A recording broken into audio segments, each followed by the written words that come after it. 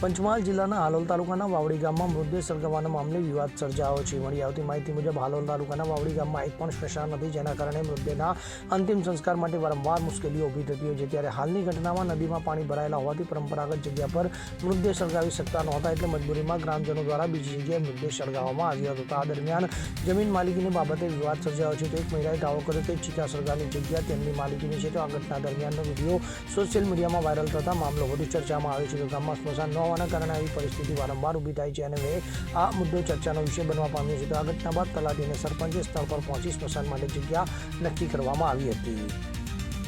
Bureau report, પાક્કો ગુજરાત.